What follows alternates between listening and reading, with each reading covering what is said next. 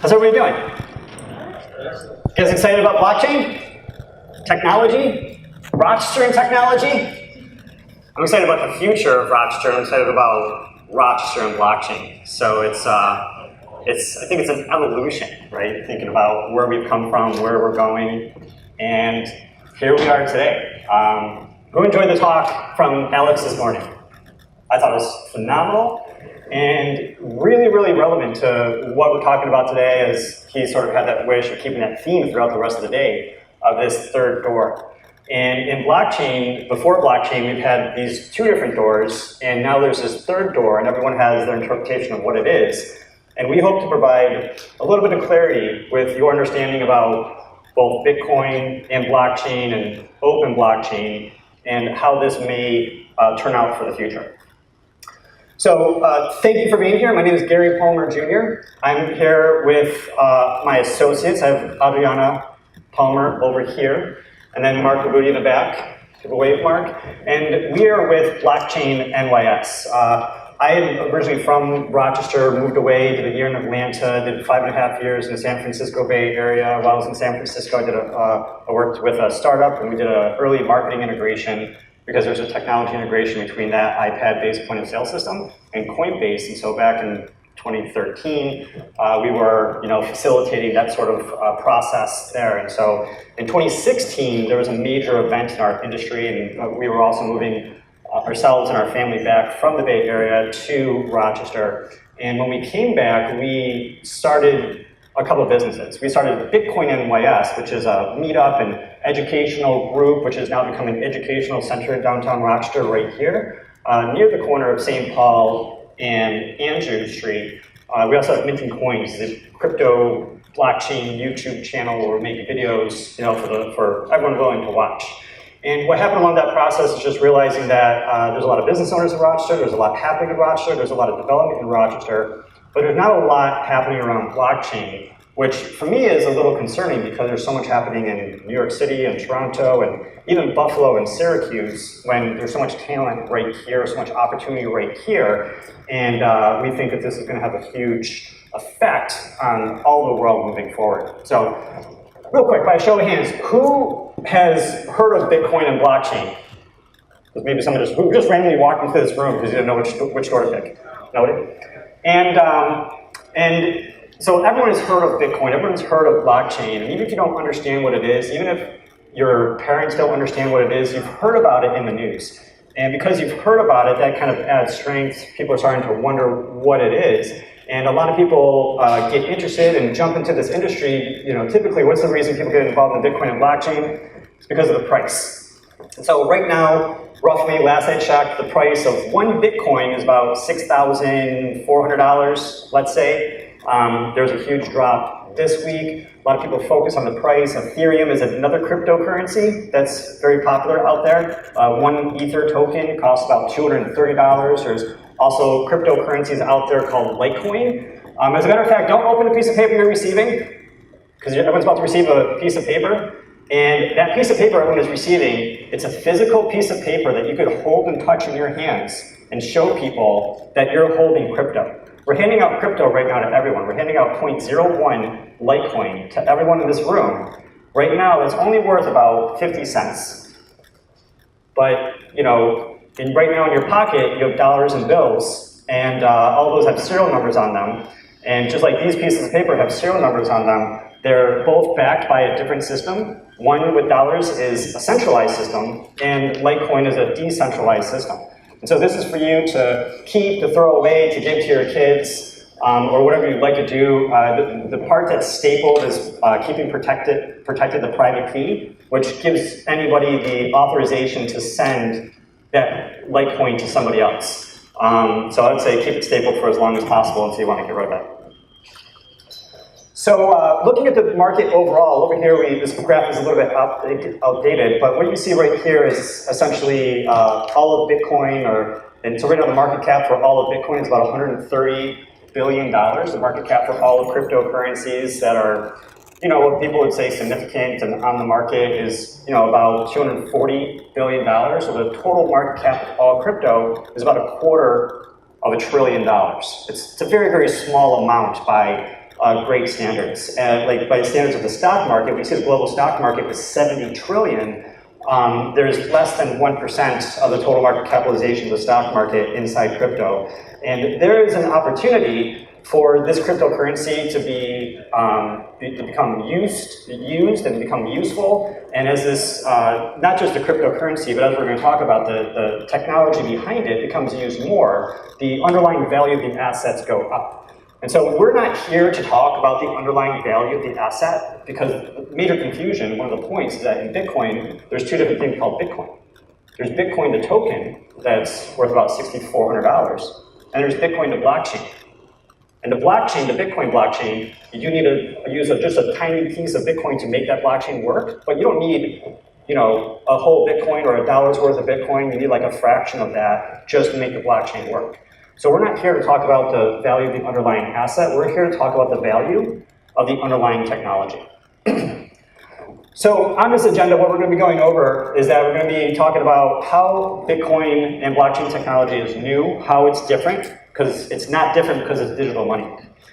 We're going to be talking about what open blockchain is and how that can affect the world. We're going to be talking about how this leads to these new concepts like smart contracts, asset tokens. We're going to be talking about what some businesses are actually doing in terms of bringing prototypes on blockchain.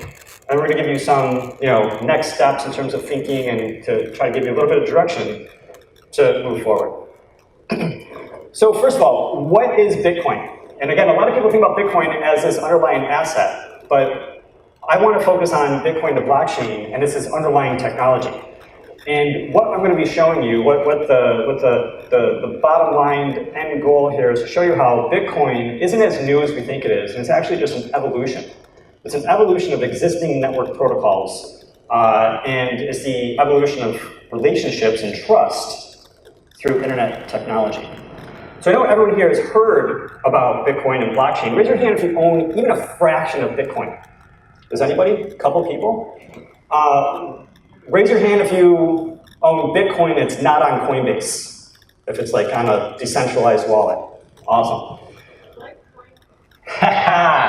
This person's thinking ahead because you all own it now. So these are decentralized wallets that I don't have the access to anymore. You guys are the only people to access these keys, and nowhere in this universe is that key going to exist, the private one. So it's pretty cool.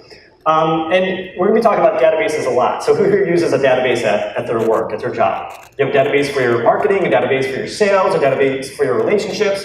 Databases for everything, right? And a database is just like an Excel sheet. And then cloud computing is just someone else's computer, maybe spread across a bunch of clouds.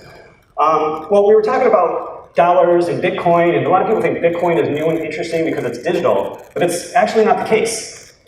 1950, Bank of America made money go digital because in 1950, they patented IRMA, which is the electronic record method of accounting. And ever since then, for the past 68 plus years, we've had digital fiat, digital money. Before then, it was manually counted, and now it is counted by computers. Financial services use computer applications immediately after the military, even before businesses, the banking system was involved. And so Bitcoin isn't new and different because it's digital. We've been digital for a long time. It's new and different because it's decentralized. And right here, if you look at this picture, what you're seeing is a room full of these, just really simple computers. They're specialized computers. But these machines are what everyone may or may not be hearing about Bitcoin consuming a lot of energy. Has anyone heard that Bitcoin uses a lot of energy and it's going to destroy the world? Maybe? Or it's a concern? What is it doing? So first of all, just to make that last point clear again, Bitcoin is new and different because it's decentralized. Period. That's the thing that it does that has never existed before. Before the internet, if you wanted to communicate with someone around the world, you needed to make a phone call. After the internet, you could communicate with somebody without AT&T. You could call Buffalo instead of costing 99 cents to call Buffalo. It was free. So the internet made the act of publishing information a decentralized process, but not requiring any third party. Bitcoin is decentralizing the relationships, the trust, and in some cases, things of value.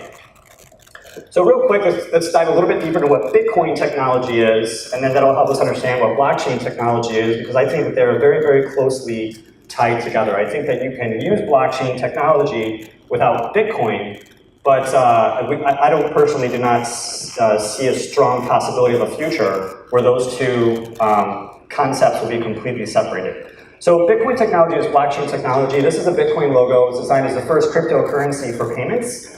It can also be used for secure messages. You can send secure messages across the world without having to worry about that message being compromised, just as you can now send this secure asset around the world without having to worry about that asset being compromised. And so, a lot of people don't really see the purpose of this because most of us in this room have bank accounts. It's relatively easy for us to make payments and send payments. But there's really only about 2 or 3 billion people in the world who are banked. It's really only about 85 or 90% of people in our community who's banked. And there's people in our community, there's people around the world who aren't a part of this banking system and see a lot of value. And so what we have right here is digital payments before Bitcoin, and you can see that there's person A, could be the business, and there's person B, and in between, both parties have a bank account. There's all of these third-party companies, technologies, systems, processes in the middle to verify the trust and the relationships between all the people involved and to help make these transactions go through. And so, spoiler alert, all of this uses a lot of electricity, right? And so when we look at Bitcoin and what Bitcoin did, and just real quick, there was no PayPal or online solution before 1998. So before, who remembers the internet before PayPal, right? We had to put in our visas, and that was really scary because everyone thought the internet was still a fad, right? Who remembers people saying the internet was going to be a fad? Anybody? Does anyone remember saying cell phones were going to be a fad? The Radio Shack commercials with the woman, the girl with the bikini and the brick in her hand, and people were like, who's going to use this, right? With Bitcoin came around, all those computers that we saw earlier, and they are all processing the entire Bitcoin network. Individually, all those computers around the world put together all running the same code, and by all running the same code, they replace the sender's bank, the receiver's bank, and every single piece of technology in the middle. All of this electricity that's used, all of the armored cars, and the printing of money, and the lights and all the buildings, just everything. The salaries, the middlemen, a lot of this is paper process in a lot of these systems around the world. And all of it gets replaced. Now if person A wants to send money to person B, it can happen instantly. And yes, currently, sometimes this process can be a little slow. Sometimes this process can be a little expensive. Often this process actually provides little or no privacy, contrary to popular belief about Bitcoin. It's not really a privacy coin at all. But right now, this does serve a purpose of allowing this transaction to happen that a lot of people have found useful.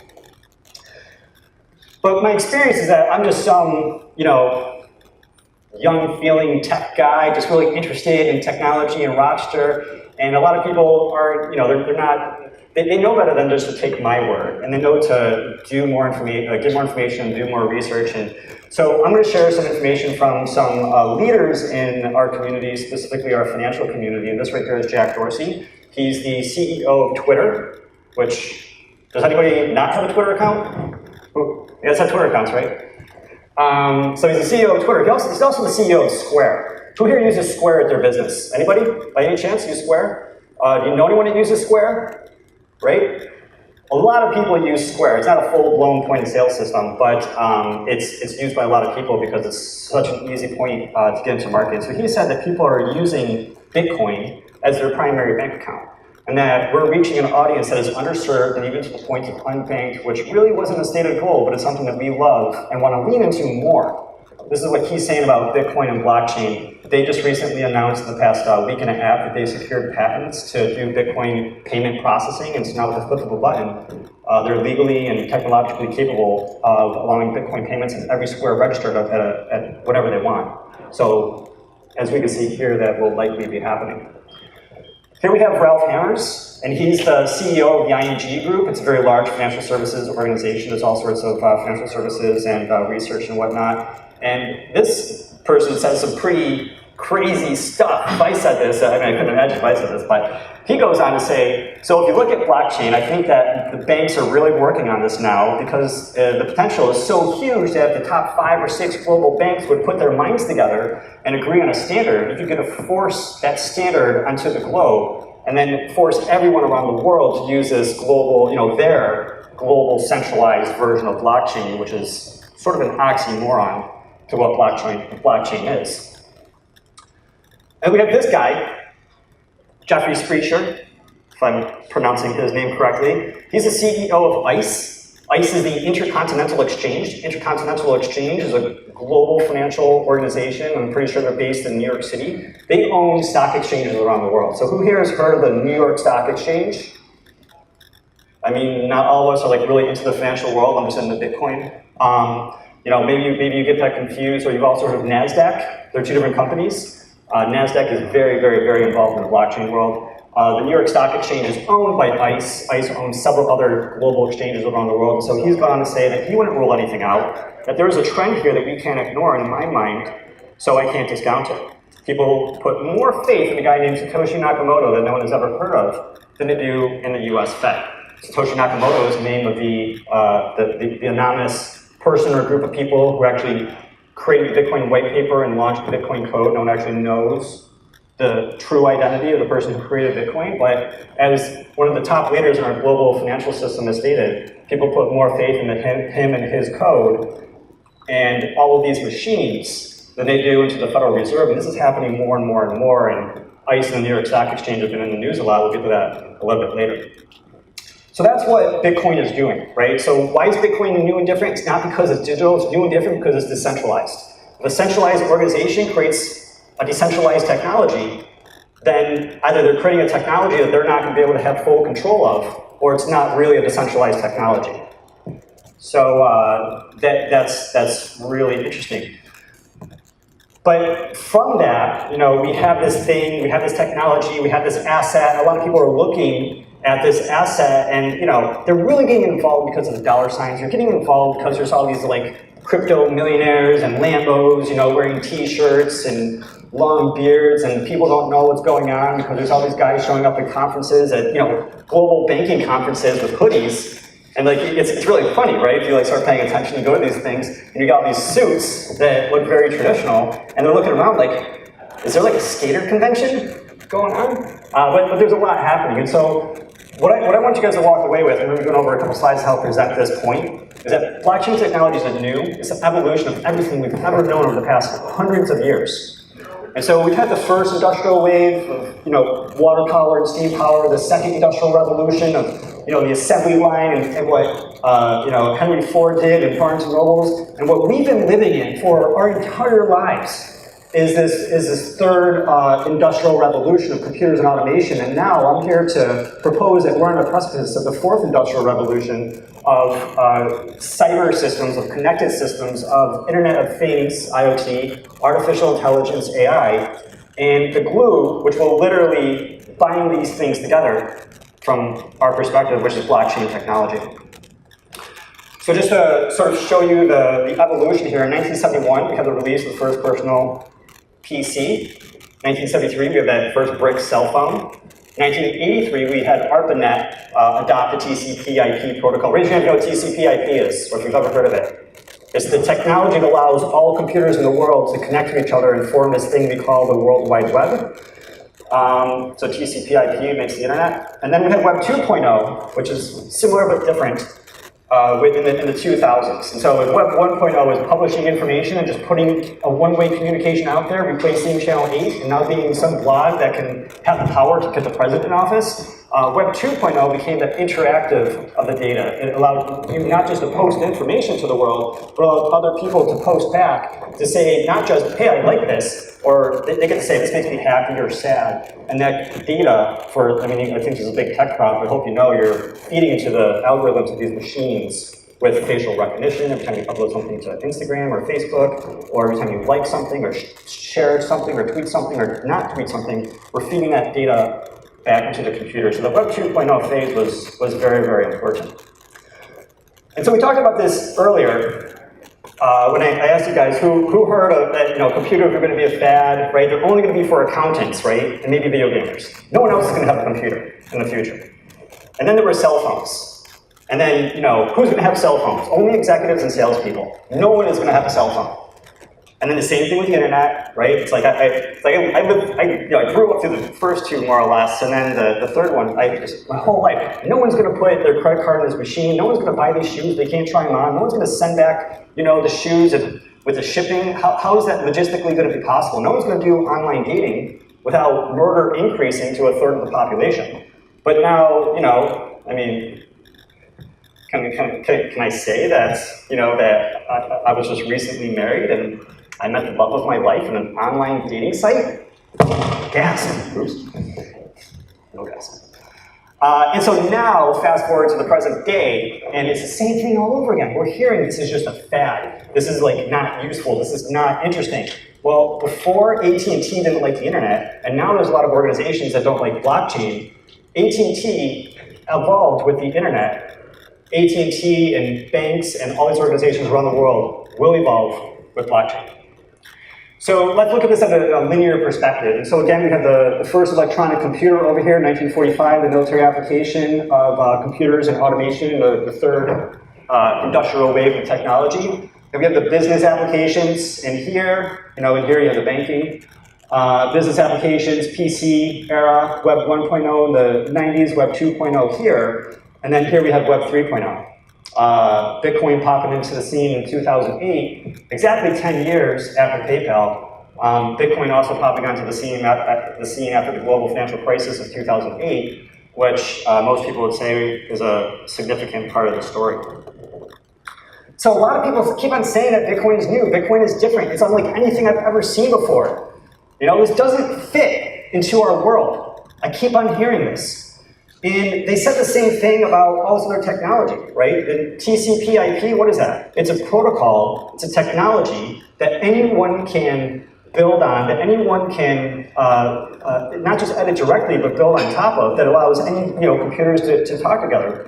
But that we didn't have browsers. So we had HTTP, and then we had the S protocol and SSL. So these are two more protocols that were added because it didn't have security. With the TCP/IP, security wasn't built into the internet, so these other protocols were built after. But then we wanted to start sending emails. We have another protocol called the SMTP protocol. The internet wasn't developed with domain names. I know I'm telling you guys things you already know, right? Huge tech crowd, maybe this is new for some people. But domain names weren't a part of the internet. This got created later. And so this is another technological protocol that got popped into the puzzle after the puzzle got started. And now this is where we are. Now we have publishing, now we have automation, and we also have a lot of problems in our world. And it's really possible that blockchain technology is going to provide these solutions. So when we think about these protocols and what it's been built on, we look at it in different ways. So it's like the same information we're showing in a couple different ways, whatever your learning style. So here's our silos. So with blockchain, we get something called decentralized applications. Right now, the internet, you have applications. These applications do great things, right? Instagram was sold for $1 billion with 11 people working at the company. Well, decentralized applications may be part of the Web 3.0 that we were promised a long time ago. So with Web 1.0, we have basic operating systems, basic browsers, again, no payment solution. Media and content was, Wikipedia and AOL was the best we could do. Well, Web 2.0, we had more advanced operating systems, more advanced platforms, an actual payment system, two-way social media content. And then Web 3.0, we already have these platforms that are being built on, which are processing computer code, which are processing math and cryptography in the form of logic, managing relationships with people, new browsers, new payment systems, centralized and not decentralized. And an array of other applications that are being used across the world. And so I hope from that you can sort of take away that Bitcoin is new because it's decentralized, and Bitcoin is the same because it's just a continuation and an evolution of network communications technology, internet communications technology. And this takes us into blockchain. So that was Bitcoin. And we talk about Bitcoin because it's the first and the biggest and what we consider to be the most decentralized. And then businesses and people in, let's say, the traditional world really like talking about blockchain technology. So now we're going to dive more generally into blockchain technology just real quick. So first of all, we talked about databases earlier. And there's databases all over the world. And we've established that the reason Bitcoin and blockchain technology is different is because the Bitcoin blockchain is decentralized. Blockchain overall, all it's really doing is providing a database. It's providing a ledger of information. There's people that own something, and then they want to at some point transact that and send it to somebody else, and there's someone else who receives that information. So it's essentially a database, but instead of that database being controlled, from one person or a group of people, even if it's a cloud, and 10 different admins, still maybe under the control of one company or one organization that's a conglomerate of 3 companies. Not really a decentralized application that everyone has an equal stake in. And then, so why do we call it a blockchain? Just real quick. So here we have a transaction. This happens all the time. It could be money, it could be a deed, it could be any sort of contract. And what happens is that many of these transactions are happening at one location and across all of the industry. And because all these transactions are happening, just like in the real world, we need to verify the sender, we need to verify the receiver. At the very least, we've got to make sure that person actually has the value that we want. And to make this happen, this requires a lot of middlemen. So in blockchain technology, we have lots of transactions that are happening, and what happens with all those computers that are running the blockchain is that they're processing all of that information, the senders and receivers, and making sure that they have the authorization to actually send that Bitcoin, that they have the Bitcoin, they can send it. So all those transactions get processed into what we call a block. Not called a Lego block, but this is good for the memory. And what happens is that each of these blocks, so one block is just lots of transactions put together. Each of these blocks gets connected to the previous block, and all together, this makes up a blockchain. And the original block, the very first block, in the case of Bitcoin, the one that got activated in the first week of, I think it was January 9th, 2009, there was the very first block, and every transaction that has ever happened after that, including the ones that will happen in the future, will be connected through this string of blockchain transactions with the largest proof of work. And so that's what a blockchain is. It's a chain of blocks. Each block is a packaged group of transactions in the ledger. And not only is this a connected ledger, but it's a cryptographically connected ledger of records. I mean, real simple, that just means it's using math and cryptography to obfuscate the identity of the passwords of the people in a way that doesn't require a centralized organization. So blockchain technology is decentralized consensus. Again, all the computers are all running all around the world. They're all going to be running the same code, and they got to be on the same page. And by expending that electricity that they're using and verifying the network and making it secure, in exchange, they're receiving blockchain rewards. And in the case of Bitcoin, the blockchain rewards are the native token, which is Bitcoin. And there's people around the world that say, I'll give you this much money for Bitcoin, and so they create an economic game theory scenario where they have a financial incentive to follow the rules and to not hack the system, because they try hacking the system, then they're not only going to spend all this money on electricity and resources to do that processing, but because the amount of other people in the world that are mining the same code, they would get kicked out, they would lose the money on the electricity, and they would get no blockchain rewards. And so it's in everyone's best interest to run the same code and not do something that's going to shoot yourself in the foot with no financial gain. And so let's go back, let's compare a little bit blockchain to centralized database. Let's go back and talk about centralized databases. So this is everybody that has a database. Doesn't matter if you're using an Excel sheet, Google sheet, or cloud, Google or AWS or whatnot. You have a database, you have a main controller, you have your user agreement terms, you have everyone else in the world who's tapping into that database, either reading or writing to it. And there's lots of companies in the world that use databases, approximately all of them. And what happens is that we hear that every so often one of these companies gets hacked and there's a breach in that information. And what's happening? Sometimes, if you want a pro tip, go home, if you guys use Chrome, go through all of your Chrome browser extensions and delete anything that doesn't look like they have a great technical team, because those browser extensions are a great vector point to attack your browser and to get access to either websites that you're visiting or information you're putting into your clipboard. If you're at a coffee shop, you could also get hacked through a pineapple device. And then, before you know it, there's like lots of different attack points to break into the centralized database, and then there's a breach in that company. So who here has heard about attacking or hacking Bitcoin? Who's heard that Bitcoin was hacked? Anybody? No one's heard it? One person? 2 people? Okay. Someone has said Bitcoin is hacked. Spoiler alert, in the future, someone again will say Bitcoin is hacked. Is that a dog?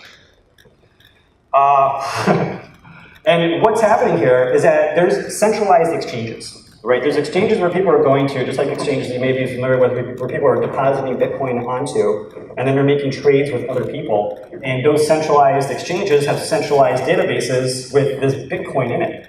Now, those centralized databases with the Bitcoin in it, it's not really, you know, I don't want to go down deep down here. It's not really Bitcoin that's in anybody's wallet. There's not really Bitcoin in any of these, or Litecoin in any of these wallets. The only thing that you guys have is this super secret private key that gives you the authorization to send the Bitcoin. The actual Bitcoin or the Litecoin exists like in the internet. It exists everywhere and nowhere. It's not actually on your piece of paper. But if you cut up your piece of paper, you're not cutting up that asset. The asset will live forever, so no one will ever be able to access it. So on these centralized exchanges, they're storing those private keys, the ones that are stapled and hidden so nobody can see them. They're storing those private keys. So if they're a centralized database and someone that works there gets hacked through remotely or physically, then that centralized database can lose Bitcoin. They can get hacked. If you have Bitcoin on your computer and your computer gets hacked, you can't really go off and say, oh, Bitcoin was hacked. It failed the system. No, you were hacked. Your centralized database on your computer, your PC was hacked, not Bitcoin, the decentralized database. So I just want you guys to walk away knowing when something gets hacked, ask yourself, was it the Bitcoin protocol, was it the technological protocol, or was it just a centralized organization that's trying to, you know, make money? And just so you don't get misled. So, what are the global implications of blockchain technology, open blockchain technology? And I say open blockchain technology because you have private blockchain, again, which is an oxymoron. But everyone in this room has a cell phone, you're all using Linux. Maybe you know that, maybe you don't. But Linux, I think, won out because it's open source, anyone can develop on top of it, and it provides solutions while reaching the escape velocity of the network effect, right? Like every great technology that we have has done. So the global implications of this is, again, the missing protocol of trust, the evolution of web technology. With this new technology, with these new assets and these new protocols, we can manage assets, data, information, contracts on a global and borderless level. We can do this with an extreme level of immutability, which would prevent any authority, for better or for worse, to be able to roll back records. And not only that, but these processes are instantly reconcilable and verifiable. If anyone here has ever bought a house or had to wait for a payment to clear, imagine sending a payment for a house and like instantly getting the keys, right, for that asset. A lot of people right now in our world, you sign a piece of paper, then you gotta make a payment, and then someone's lawyer needs to look at that. With blockchain technology, it's instant reconcilable. The moment someone has the money is the moment that you receive the asset inside that sort of exchange. And as we talked about IoT and AI, all these other devices that are coming online will be users using blockchain, which will add to the network effect and its value according to Metcalfe's law, which should be on all of your handouts. So we went over Bitcoin, we went over blockchain, and so with blockchain we get into these other concepts called smart contracts and asset tokens. These smart contracts aren't necessarily smart because they are being developed by people, so you have to audit the code. If you ever have a smart contract code created for your business, you want to make sure that not only do you get a developer that knows what they're doing, but you want to make sure you get an audit that validates what the work that they did, because again, if this technology is immutable, you don't want to put information out there that you can't roll back. Which is why 9 times out of 10, I'm the blockchain guy, and I'm telling you, blockchain may not be right for your business, at least not for you to have your own blockchain. We'll get into that a little bit later. And so let's talk about an example. This graphic might just help us visually go through the process, and we sort of already went over this. So with smart contracts, we get smart contracts, we can also get tokens, and smart contracts can represent anything, physical or virtual, online property, real property. Let's say a house, for example. We can write up this contract, and side note, more and more states around the country are recognizing, putting into law, that information inside blockchain counts as legally admissible. So agreeing to something via email can be used in court, just like blockchain technology can be used in court. And if that hasn't applied to New York State specifically yet, it's only a matter of time because there's all these other states that are doing it to jump on New York. And so if in this contract right here we say, hey, there's this house on 123 Main Street and it's $100,000, and we put that into the code, and now the code is just out there, and maybe someone needs to KYC themselves in, like register themselves with, a bank or a centralized authority. Maybe they don't. They probably have to because it's property law. So this would be a system that would be built into your country or your state. If this says send $100,000, and someone sends that $100,000 who has the authority to send, you would instantly receive the $100,000, and they would instantly receive the house because when those machines process the transaction and they package it into a block and they start working on the next block, right? They connect that block to the previous block and start working on the next block. Once that transaction gets put into a block and connected, there's a timestamp, there's a signature, everyone can see all that information, it's instant, it's verifiable, and without, you think about the process now of buying a house or leasing a car, you would just go online, click a button, like it's Amazon, and you just bought, a house, or maybe a piece of a house, or a piece of a Van Gogh. Because not only can we use these smart contracts for whole assets, but through tokenization, we can have fractional ownership. So we can talk about cars, we can talk about art, maybe you can't afford $1 million painting, but there's people right now that are tokenizing their art on a blockchain, and they have $1 million pieces of art, right? Like literally Van Goghs and Monets and whatnot. And so they tokenize it, they say, hey, you can have up to 100 millionth of a piece of this, right? It's $1 million, and you can put in $100 and own a 100 millionth of, or whatever you put in $1,000, right? And you can own that percentage unit of that item, and then you'll be responsible for those fees. You'll be responsible for that financing, and you'll have ownership of that asset. And you also take advantage of the gains, right? Because if that piece of art is being put around different galleries, and that $1 million piece of art is making $5 million a year being shown in different galleries, and you have a token that says you're a 1 millionth owner, and all of that revenue gets equally split between all those token holders after the expenses, then that's a very easy mechanism. Like right now, that'd be very difficult because you got to be a accredited investor and all these hoops and all these contracts. But with tokenization, it would open it up to more people with lower cost and greater benefit. So what we see here is the virtual world being connected to the physical world. This has been happening with Web 2.0. You go on Google Maps and you can do a virtual 360 walkthrough inside the person's actual business. Has anyone seen that? That's so cool, right? In Google Maps, they hire a photographer to come in. And so that's the Web 2.0 version of putting the physical world on the online world. Well, now we're doing that again with blockchain technology, but we're managing the relationship and ownership of these assets. The management and the ownership of these relationships. We're doing that without middlemen and third-party technology. And some people are doing this because there's a revolution happening around the world, and some people are doing this because it's just really smart business. Some people are doing it because of both. So we talked about this a little bit. There's closed blockchains, there's open blockchains, there's pros and cons to each. If you've got a sense of me, you may know that I like open blockchains, which means open source stuff, because I think it's got the greatest network effect moving forward, and the more decentralized something is, I think it's more secure. But with that being said, there's advantages and disadvantages to each of these possibilities, let it be public, private, software, or platform. And I want you to know that these advantages and disadvantages which exist now, even if you already have an opinion about this, it will change in the future as the scaling improves. When I was downloading images for my high school projects, it was taking 5 minutes for one image to load. There was only like a few million people on the internet. And if you said, hey, in 30 years, there's going to be 7 billion people, it's going to take 17 weeks for that same image to download. Did they make the internet bigger? No. They invented a new technology called JPEG. And for videos, it's called MP4. And they compress those file formats, and now the internet's scalable. So speaking of scalable, let's talk about the applications of blockchain, because again, this is a protocol. We're going from protocols to applications. This blockchain technology is providing a protocol layer. On top of the protocol layer, we're going to be building a data storage layer. On top of that data storage layer, there will be application layers. And then on top of that application layers, there will be user interface layers. Hopefully some of these things make sense for you in terms of thinking about the stack here. And just to be clear, when these user interface layers start popping up, because they really don't exist now, anyone that's involved in blockchain, it's kind of cumbersome to get into in a decentralized way. But when they do start existing in decentralized ways and centralized ways, then you're not going to know that you're using blockchain technology, because us, like tech and business people in this room, are going to make it seamless.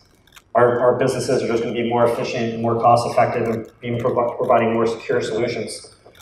More secure solutions for digital identity, digital assets, smart contracts, asset ownership, digital voting, health regulations, crowdfunding, tickets, auditing, identity management, tax automation. I think payments is in there too. So let's get into some real life examples of what's happening. And so we have the country of Georgia. We talked about this a little bit, right? It seems like fantasy. Like, how is someone actually going to put property on a blockchain? Well, Georgia is becoming a test case that America and Russia and Dubai and everyone's going to be looking at, where they're going to become the first country to register all their property and the property ownership on the blockchain. Right now, there's like deed, there's what is it called, like deed fraud. You just go to the county clerk's office. This happens from the middle of Africa to the middle of America. You just go to the county clerk's office, you sort of like bribe somebody, or you just forge someone's signature, and you're instantly the owner of that house. It happens a lot to older people that don't have family. Well, those records would become more difficult for the average person to break into if they were decentralized and on the blockchain. We have Walmart and IBM, major companies that are doing farm to grocery to aisle food chain supply chain management. So when your egg hatches, they know what farm it hatched, when it hatched, the temperature of that egg, when it collected. When they pack it and put it in a truck, the truck driver scans when you pick up that box, when it goes from every single destination point. There's a time check, a location check, and a temperature check, which will be required in 2 years' time as well, the new laws and regulations in the agricultural space. So Walmart and IBM are working on this supply chain system where you'll be able to know the name of the person that planted the seed of the grandfather of the coffee bean that you're drinking, right? I mean, that theoretically, will be possible. BMW, if you're warning people on their using BMWs, you give up your privacy and you say, yeah, you can see all my driving history. And then in exchange, BMW is giving a cryptographic token, so you know that they're not cheating you. They're actually giving you the right number of tokens versus the privacy that you're giving up. And why are you giving up that privacy for these silly tokens? Because these tokens are valuable, because you could use them for maintenance of the car, new tires, and it creates a value system, a trust system, a game theory system where everyone is benefiting. But that BMW driver has a full ability to revoke the access for BMW to see his driving record, his driving data. He can do that in a way that's cryptographically guaranteed that there's not that back door for them to get that data. And last but not least, the Intercontinental Exchange, the New York Stock Exchange we talked about earlier. Next month, they already created this company just recently called Bakkt. Interesting name. And they're going to be a global platform ecosystem for digital assets. They partnered with the largest financial institution in the world with Microsoft and Starbucks to process one-day Bitcoin futures, which will allow institutional investors to put pension money and all sorts of high-level institutional money into this, this Intercontinental Exchange company Bakkt, because they'll be acting as a custodian, which is a big, big deal in the financial world. That there's now they can put their money into Bitcoin into a system that has legal custodianship for that high-level net worth individuals. So we talked about, just to wrap it up and just speed through a couple of things. I don't know how much time we have. 5. So again, I want to restate this, and not everyone here, their business needs their own blockchain. Generally speaking, who needs a blockchain? If your organization that uses a database, you might need a blockchain. You would also have to have lots of people write to that database. If you have a database and lots of people write to it, you might need a blockchain. If all those people trust each other, because it's like a team of people or a system where everybody trusts each other, you don't need a blockchain. You don't need a blockchain for your marketing department or for your internal company, not unless you have a really dysfunctional company where people don't trust each other. Because if you need a database, you need multiple people to write to it, and those people don't trust each other, then those are the systems that need blockchains. Because again, a blockchain is just another form of a digital database, and the only real benefit of a decentralized database is to validate the trust, to separate you and your organization from the trust. So when other people are interacting with you, competitors and not, they're going to trust the protocol, that the protocol is enforcing the rules, not a centralized source of authority, right? Centralized sources of authority is how we've operated for all of human history since the internet came around. And now with the internet, we have this decentralized source of truth with publishing. And with blockchain technology, we have this decentralized source of trust to build relationships on. But even though not everyone is right for blockchain technology, there's other blockchains out there that, you could start your own blockchain. There's a lot out there, a lot of people trying to start other blockchains. And while you have your own blockchain might not make sense, I think it makes sense for every business in the world to start looking into the possibilities of how they could possibly integrate with the existing technology out there. Just like Warren Buffett said, 20 years ago now, that in the future there's going to be two types of businesses. There are going to be businesses that have a website. Doesn't matter if you're businesses that exist or businesses that have a website and businesses that don't exist, right? Even if you're selling chewing gum. And now that's like really true. Doesn't matter what you're selling, you have to have a website. In the future, you're going to have to be connected to blockchain technology, either in a way of accepting payments, doing transactions, and then also perhaps putting information like contracts, agreements on the blockchain. Remove the paper component out of it, and it saves you organization, time, efficiency, and depending on when the state fully approves it, it becomes legally admissible. So, at a high-level guideline, if you're the CEO and you want to start getting more involved in blockchain, what do we recommend? Well, we recommend that you start outlining the vision that you have for your organization. You start engaging with blockchain technology and looking to how it could be adopted. You want to be placing your priorities on your organization, mobilizing your management, and then making the investments that are required in order to get ahead of this curve. Because right now, we are still in the crazy early adopter phase. We are very, very early, let me tell you. If you're the CTO, and you want to lead the understanding and development of blockchain capabilities as a part of your broader fintech agenda. You want to be setting up your teams internally, you want to be working with external experts, and you want to be ensuring the advancement of blockchain information throughout the management of your organization. So at a business and technology level, the core team will be on the same page. And if you're the COO, then it's your job to want to understand the applications of blockchain and ensure that they're part of a coherent, cohesive strategy moving forward as a part of your strategic business operations model. You are really responsible for extracting the benefits for your organization while fitting them alongside the existing initiatives, because you really need to make sure that you prevent any disruption to your day-to-day business activity while you're, what I would recommend looking into building a parallel system that would exist side by side. Because not everybody can see the chasm. Not everyone can see the difference between where we are now and where we want to be. I mean, most people, it's really hard for them to see the delta between where they personally want to be and where they are now. But with that, we can help, if you're interested, provide you a little bit of clarity about where we are now, where we may be going.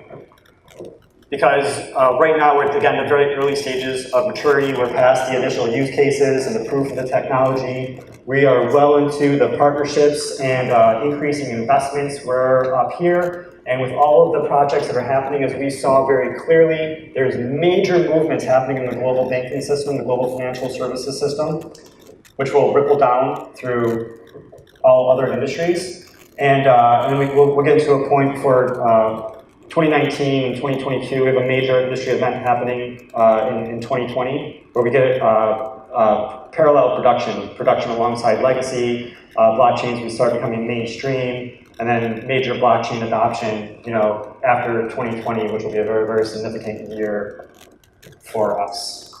So with that being said, thanks for listening to me ramble. I hope you guys took away something in there. We can have some personal consultations. We have the sheets on your desk. I think they're handed out. If you want to give a little feedback to what you thought about the presentation, did it go too fast, too slow, slides have too much data, or whatever you feel like saying. But what I really want to encourage everyone here to do is start identifying use cases, start reading more information, start reading about the technology, stay away from the hype and the price of the underlying asset. Because, long term, yes, I'm a believer that the Bitcoin is going, as we say in the industry, to the moon. But it's really a distraction. Whatever you see in the news about the price of Bitcoin, I'm telling you, is a distraction. Focus on the technology that you're not hearing about. Start joining these forums, getting this information, communicating the possible vision with all of your stakeholders, and unlocking these near-term benefits that your competitors are actively working on. So with that being said, I don't know if you have any time for questions, but we might be able to sit together for lunch if you really wanted to.